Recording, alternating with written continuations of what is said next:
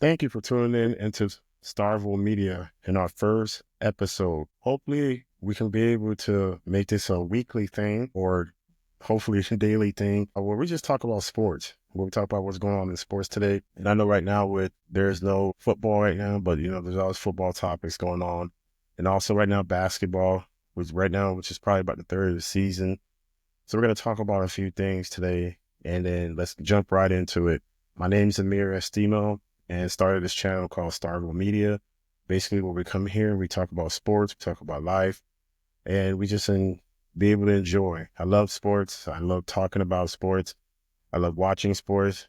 I like football, basketball, and soccer, big O's, and a little bit and some wrestling too. So you get those type of content pretty much every time you get a recording. So let's jump right into it. So today, the first topic is the tush push. Apparently the Green Bay Packers have a problem with the tush push, and they're the team that submitted a proposal to ban the tush push. And first of all, let's just say this looks mad corny on the Green Bay Packers. I think I saw something on X where there was a reason why they were banning the tush push because of the fact that they tried to run it and they didn't run it successfully. At the end of the day, the tush push most of the time works when it's 1 yard or less. So meaning it could be inches, 4th and inches, 30 inches. That's when the Philadelphia Eagles implement the tush push. And if you're the Green Bay Packers, this looks corny because you should figure out how to stop the tush push. This is the reason why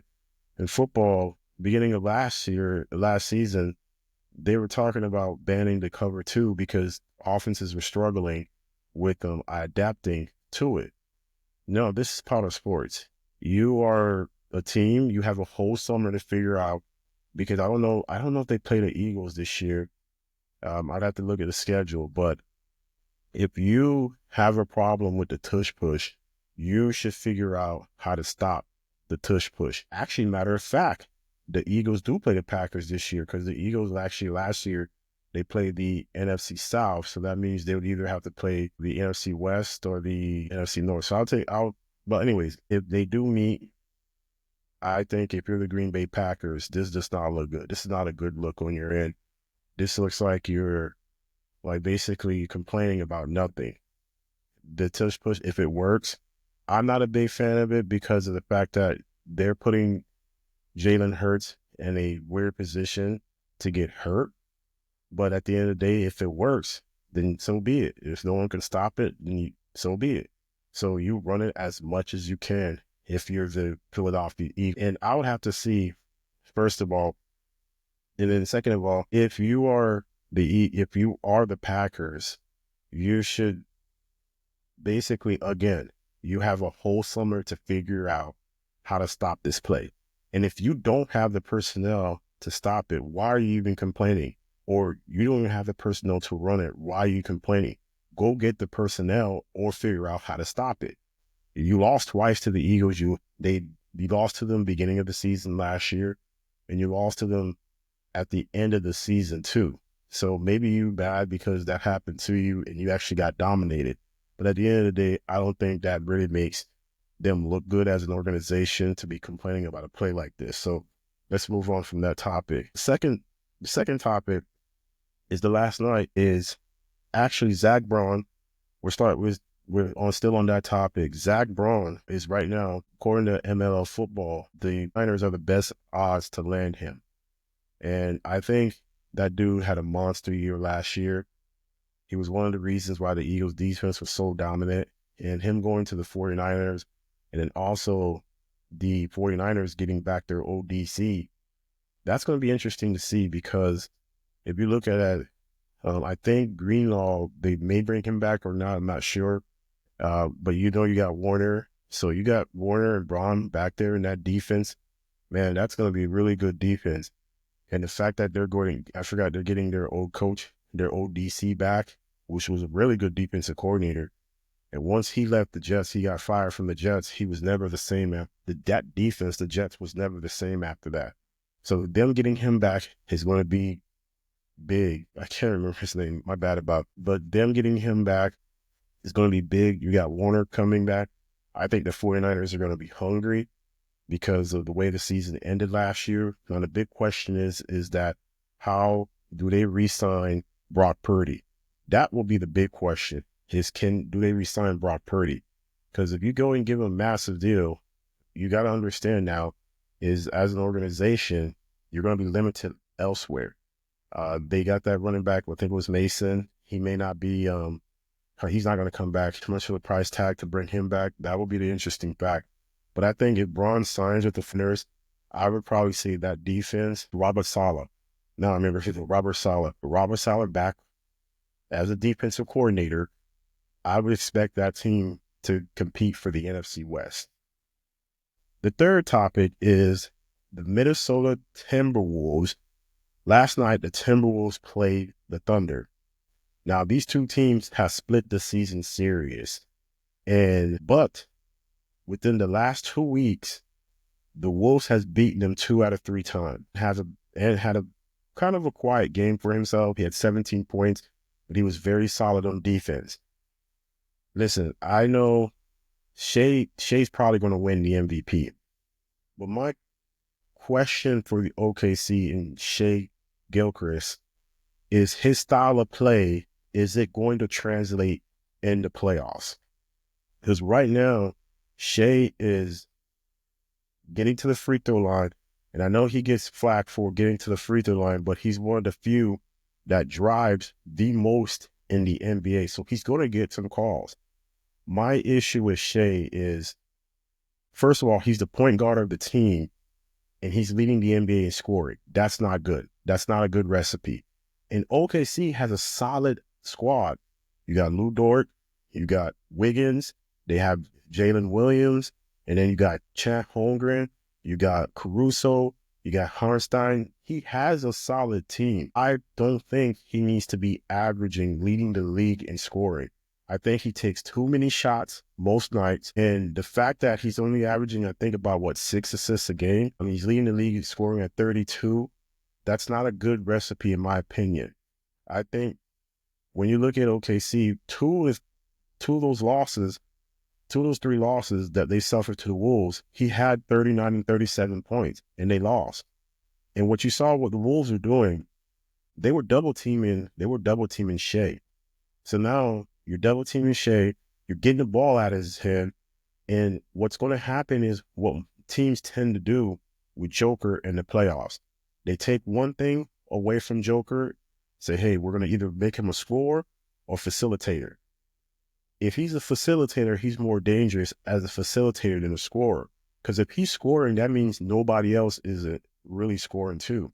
So that's the thing that's going to be with SGA is he's going to have to understand that, hey, I have the talent around me. He has the talent around him.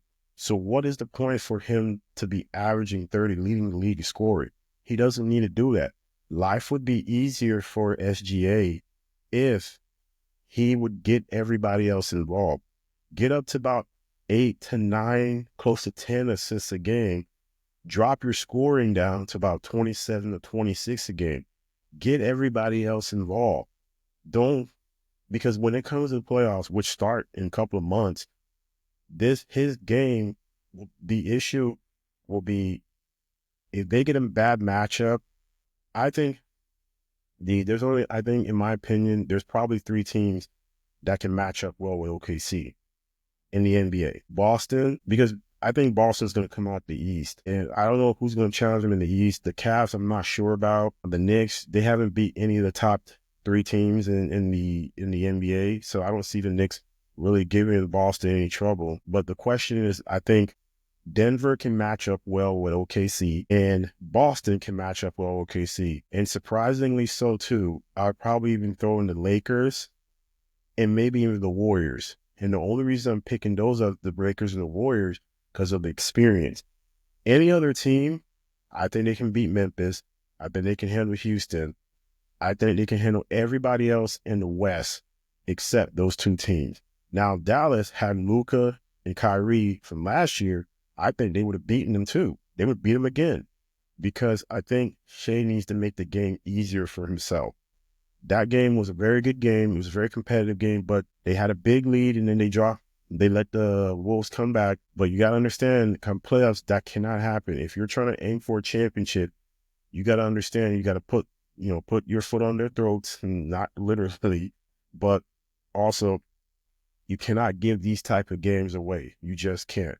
So I think OKC as a number 1 seed, they're a solid team, but I think they're going to have to really figure out, I don't think Shai should be averaging that many points. I think he needs to be more of a facilitator, get everybody involved, and then pick his spots to score. The next topic we have Mavs Lakers tonight. The Mavs Lakers, this is Luka's first game against his old team. I think tonight, I don't think this is really going to be a revenge thing like people thinking.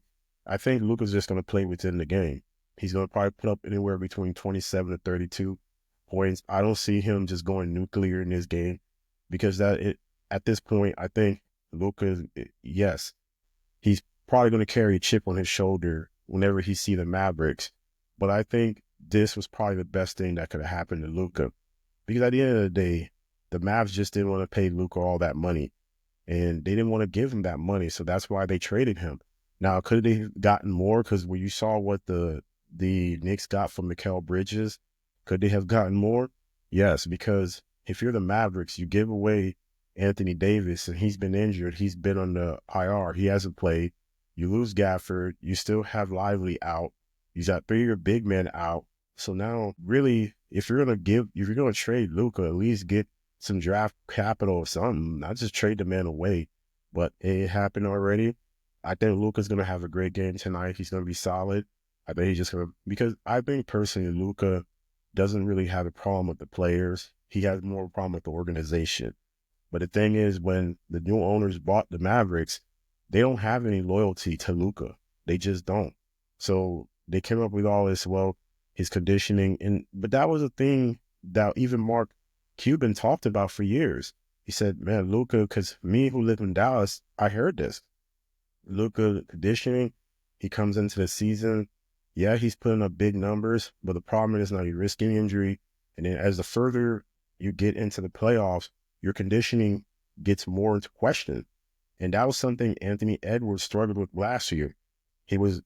When he got to that Maverick series, he was tired. He was out of it because he didn't realize, man, the longer you get into these playoffs, you got to be in condition. So, in my opinion, I think losing Luka going to the Lakers is a good thing for him.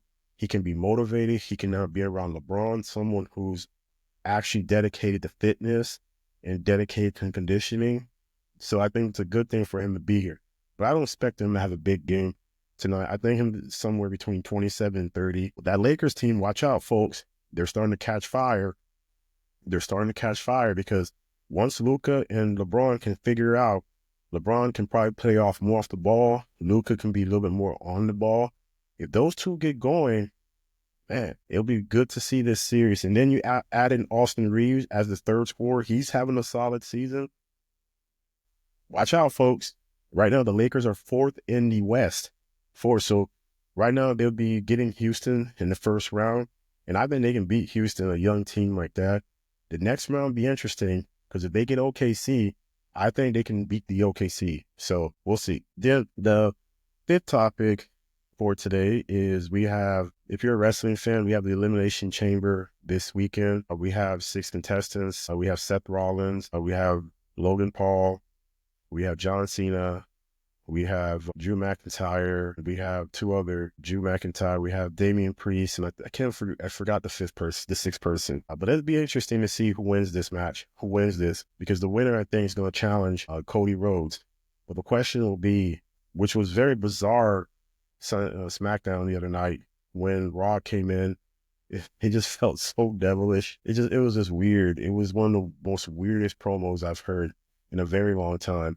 For him to come in and he wants Cody to be his champion. I personally don't think Cody should turn heel. I don't think SmackDown has enough big time faces. LA Knight, yeah, but he's not as big as Cody. And I think SmackDown, Drew McIntyre going to SmackDown was a big move because now you have Drew on SmackDown who can become a big heel. I think that would be a great move. But if anybody wins the Elimination Chamber this weekend, I would have to root for Drew McIntyre because I think Drew McIntyre should challenge Cody Rhodes at WrestleMania for that title, and he should win it. Who deserves it? He's the best heel right now in WWE, and if anything, Jey Uso should beat Jey Uso. Of course, the way it's looking like, the way that the story's planning out is he's the underdog. Nobody believes in him, and I think he has a great shot to go in there and beat Gunther. But I think that both those titles should change hands at WrestleMania. It's time for Cody to lose.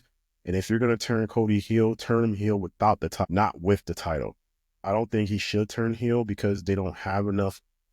They really don't. SmackDown don't really have enough big-time heels. So I'm not heels, they're big-time faces. If, in my opinion, you keep Cody where he's at, you keep him face, and then it'll be interesting seeing how this storyline plays out. You can't count on Roman. Roman only comes every so often.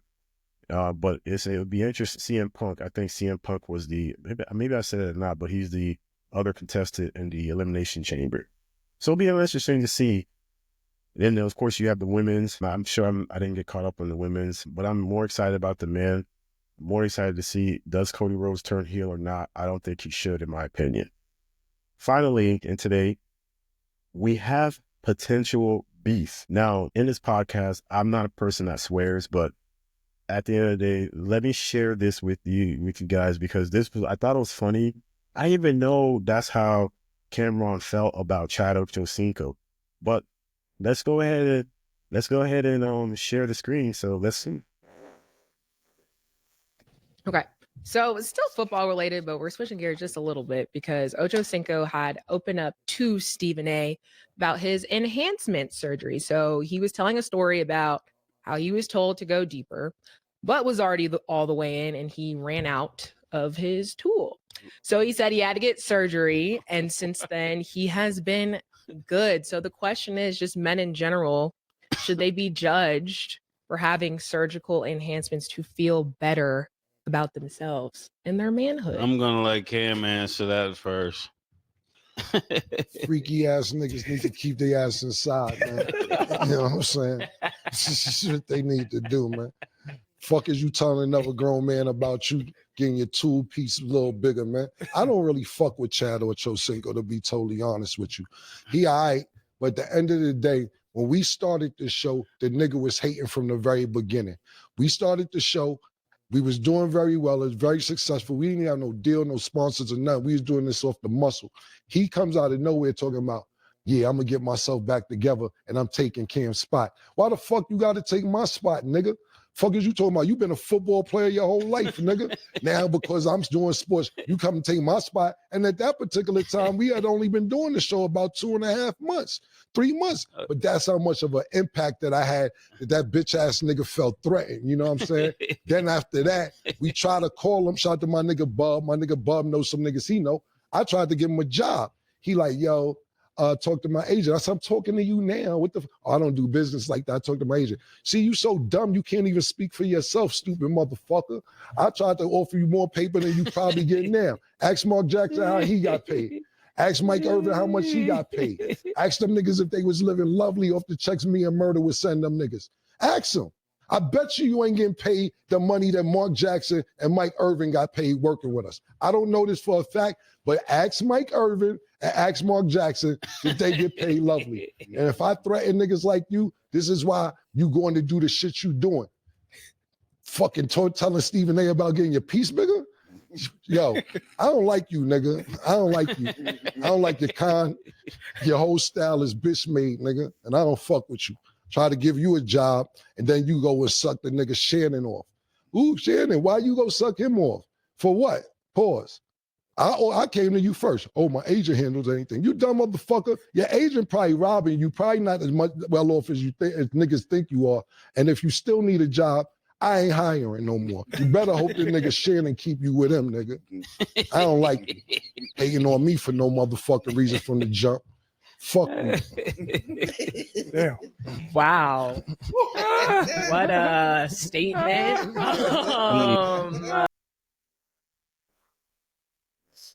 That was interesting. That was interesting. All I can say is, can we all just get along? And to Cam's point, to be real, Ken, not necessarily a point, is Chad Ochocinco is not someone to really be taken literally. And I'm pretty sure he was just being funny. Now, I don't know all the intricacies behind maybe what was said or not. But the thing is that Chad is just someone, he's on Nightcap. He's really on Nightcap really to just lighten the show up a little bit because Shannon Sharp is so serious. He's so structured. And Chill is just there really to just make the show kind of funny. They lighten the mood up a little bit. As far as people thinking he's dumb and trolling, man, I've seen Ocho on Inside the NFL. That dude knows what he's doing. He knows that Nightcap, it's more relaxed for him. And it's understood, but let's just get along, brothers. It ain't that serious. Cam, I don't know all the intricacy of what happened between you and Oach, but I just know for a fact Oach is probably not someone really to be taken seriously. But I appreciate you guys tuning into my first episode. I want to make plenty more of these, just talk about daily football, basketball. And that's it. We got Club World Cup coming up here in about a couple of months, probably June or so.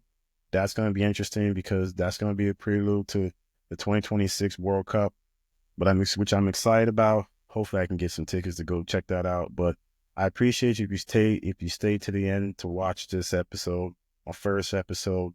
Let me know I did, whether good or bad. Hey, I'm good. No problem here. No hate here. It's only going to make me better. All right. Appreciate the show. Thank you. See you next time.